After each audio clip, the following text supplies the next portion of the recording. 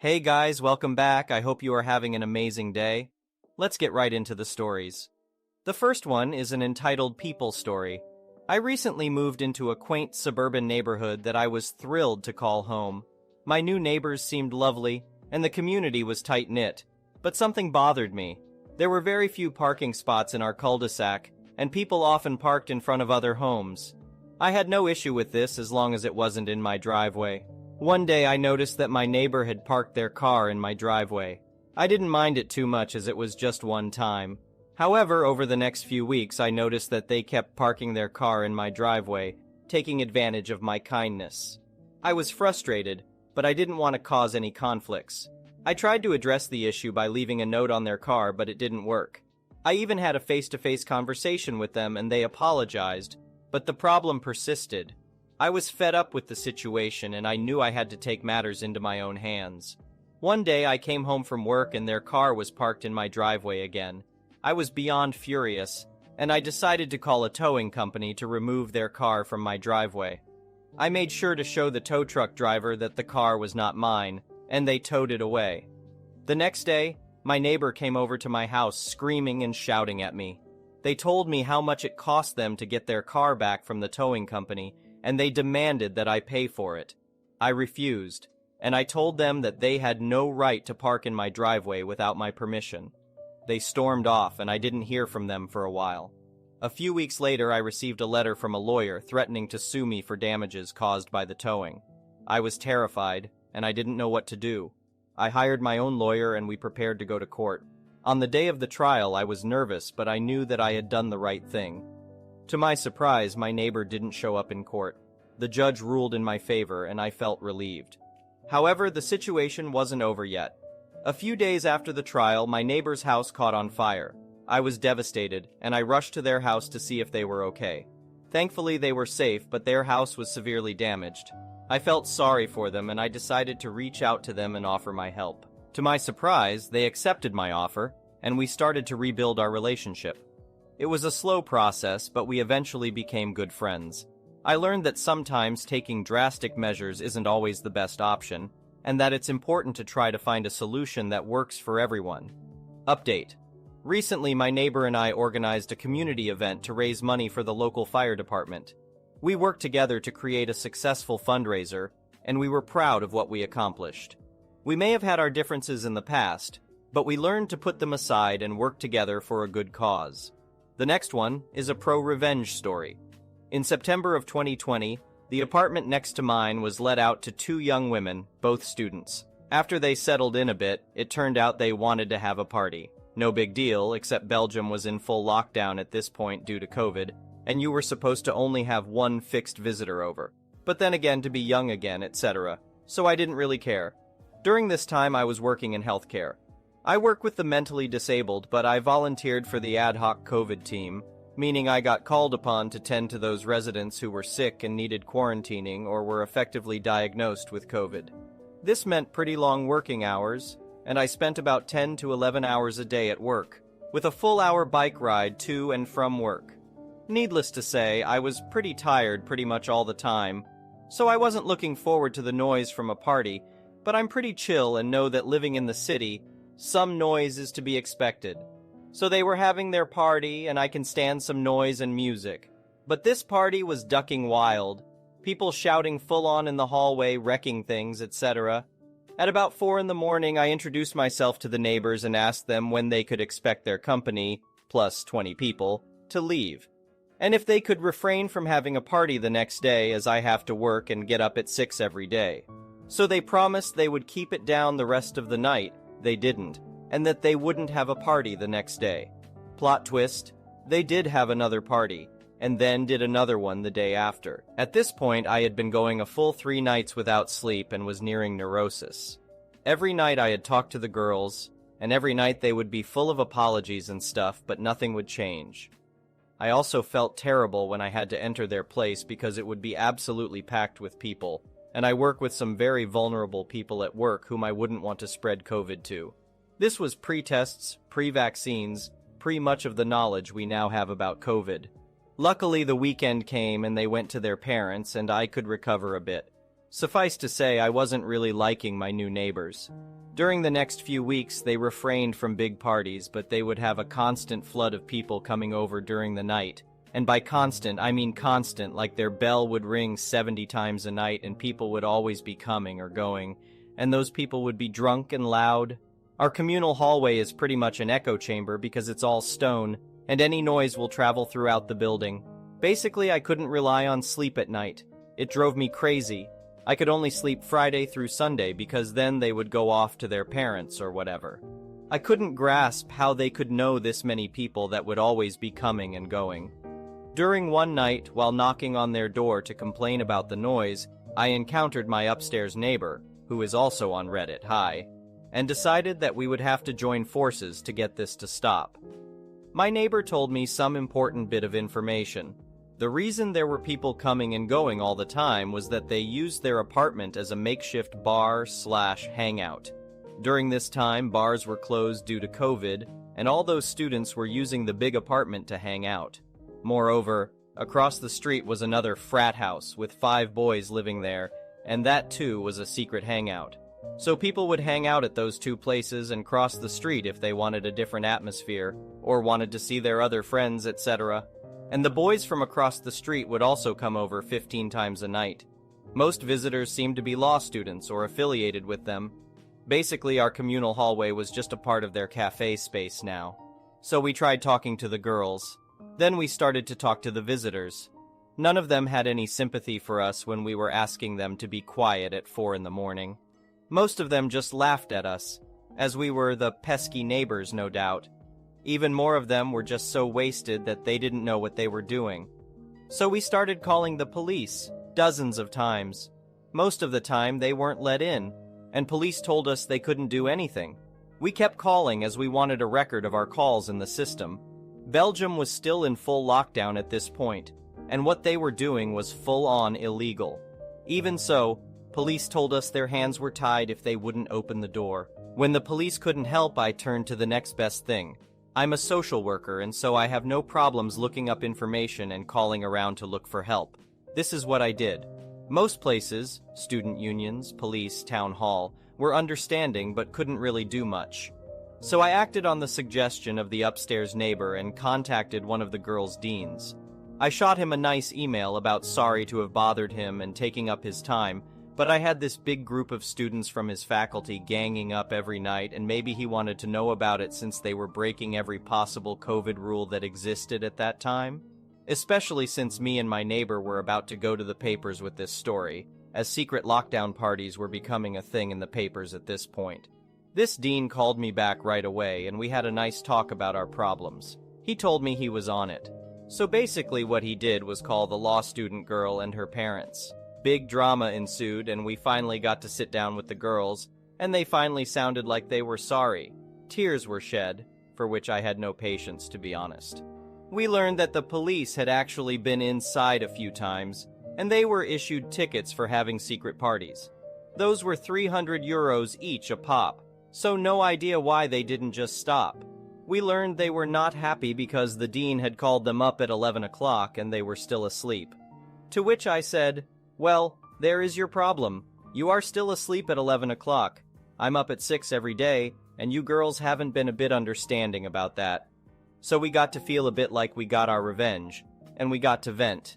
But we kept it kind of nice and parted in good terms, hoping that this would be it and we could live together as nice neighbors. But if that were the case, I wouldn't be here, right? You'd think they would have gotten the point now and would refrain from making noise and partying. Well, you'd be wrong. Basically what they did was they moved to the frat house across the street and started partying there. There were slightly fewer people running to and fro, but the noise was still a problem, and we were now in the middle of the second COVID wave, and these people were meeting up with big groups like crazy, while I hadn't seen a soul in almost a year. Never mind the people at my work who were forbidden from even going to their own freaking family. The whole thing was just ridiculous. My upstairs neighbor happened to film such a party across the street and had sent the clip to me. We were thinking about going to the press with our story but weren't really sure if it would be a good idea. So I posted the clip of the party on the subreddit of our country to test the waters. It got quite some comments and upvotes, and it seemed most people were also sick of people disregarding the rules and having secret parties. After some talks with the upstairs neighbor, we decided to contact the press and simultaneously go up a step in the university hierarchy and contact the vice rector that had the power to start up a disciplinary case against the students. This person is one of 12 vice rectors for a total campus of about 15,000 students, so quite high up. Things moved fast. Local news actually picked up our story from Reddit and contacted me, and we gave some background info. They confirmed with the police that cops had been dozens of times to our address and across the street and weren't let in most of the time. We mentioned that the university was involved and that we hoped they would finally intervene. The next day, the piece was on their website. It went viral there and got promoted to the sites of most national newspapers. Its headline was sensational enough, mentioning the dozens of times police had showed up, and also mentioning how healthcare workers were being kept up by selfish students. At the same time, the vice rector contacted us to take our statements, which we already had prepared up on paper, and informed us they would investigate and could possibly start up disciplinary actions. At the same time, more reporters were contacting me throughout the day, and we made sure to mention that to her and link the university to the printed articles. The next day, while at work, I got a message from the upstairs neighbor that a film crew from the national news was at our doorstep. He declined to talk to them, and I would have done the same since this was getting pretty big now, but they made a segment anyway. And sure enough, that night at 7, here was my street, and a short section about cops standing in front of a closed door a dozen times, and the local press cop talking about the troubles of closed doors. The best part about it was that a student from the offending frat house across the street had let the film crew in and said on camera exactly what we were accusing them of towards the university, that they had been having parties and didn't let the cops in, and that they had done it multiple times. No idea what made him think that was a good idea. Anyway, trying not to make a huge story even longer, the press died down sometime later, thank God, and the disciplinary action from the uni went through. Before the hearing, we sat down with the girls from our block and cleared some things up. We wanted to live like normal people together, and we tried to make some amends. Because we put in a kind of good word for them, they got the lighter end of the stick, 40 hours of community service and some probation. The guys across the street got 80 hours each, and each had to write us a letter of apology, which I thoroughly enjoyed reading every time I got one. The sad part is, most of them sounded just like dumb young kids, but that was after getting called out on the news and being part of a disciplinary action. But we never wanted to escalate things this far. Some noise is to be expected when living in the same building, and we were never going to go to these extremes for some expected noises. But these people went to the extremes, and so we were forced to do the same. The rest of the year, a simple message on WhatsApp was enough to silence any noises we had coming from their apartment. If anything, I hope they learned that even very polite and chilled people can become very upset when presented with sleep deprivation and excessive noise. It was a tough lesson to learn, but hopefully, they learned it well. The next one is a petty revenge story. My ex-husband and I bought our home from his parents, who had it built in the 1950s. For years, my father-in-law wanted to install a shut-off valve in the utility room to shut off the water to the whole house for repairs. However, the plumber told him that it would cost a lot of money because they could not find the shut-off valve from the city water main at the street, commonly known as the Buffalo Box.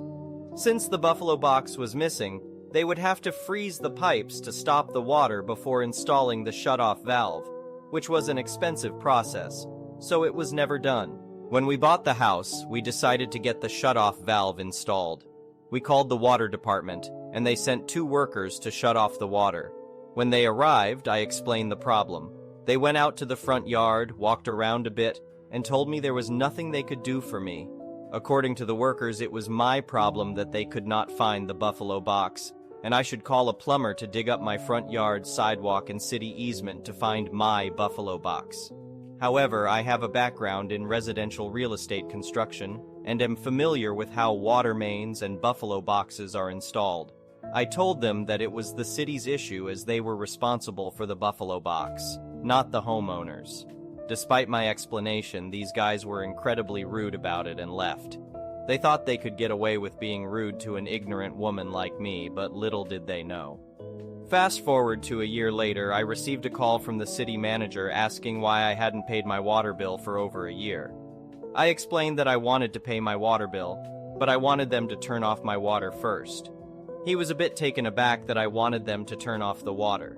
So, I explained what the city workers told me about locating the buffalo box and their attitude about women not understanding those types of things. I also told him that if the city could not turn off my water, I would be happy to have free water forever because I would never pay another bill. We had a nice long chat about the situation, and he said that he would resolve my concerns. The next day, the same two guys showed up at my house with some digging equipment and spent the whole day digging up the easement and the sidewalk. Their attitudes were rather somber because the city manager had given them a talking to about mishandling the situation. They even apologized. They found the buffalo box under the city-owned sidewalk. They fixed the buffalo box to make it accessible and returned the next day to fix the sidewalk. They asked if I wanted the water turned off, but I declined, saying that I would have my plumber take care of it when we had him install the interior shutoff valve. And then I paid the water bill. The next one is an entitled People Story. My sister sunk to a new low of manipulation with this one. A couple of months ago, she suddenly showed up at our parents' house with a boyfriend in tow and a positive pregnancy test, saying she was 2 months along. She claimed she wanted to make amends so her child would be able to know their grandparents. I saw this for what it was from the start.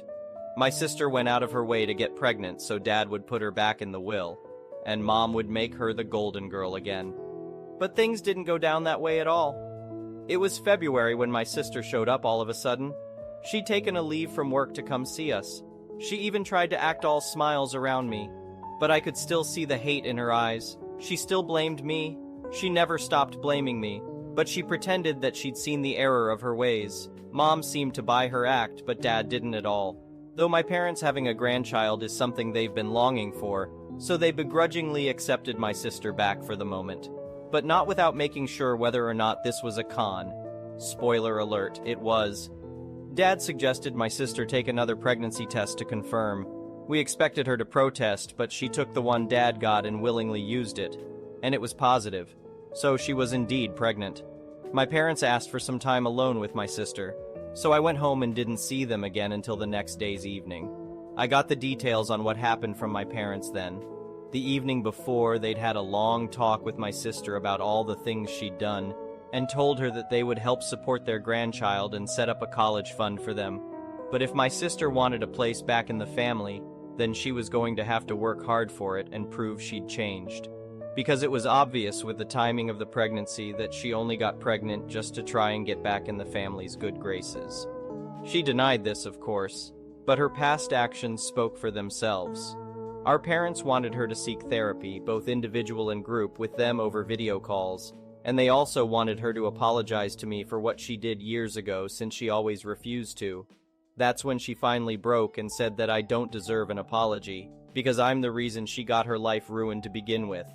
Well, Dad didn't let that slide and practically roared at her, and then he told her that she was never grateful for anything they did for her, and that she was only blaming me so she wouldn't have to take fault for her own actions. Mom chimed in and said that she had to realize her own past actions were beyond wrong, like when she tried to force me to take the blame for her back then so her baby wouldn't get in trouble, and how she'd said those horrible things to me when I refused.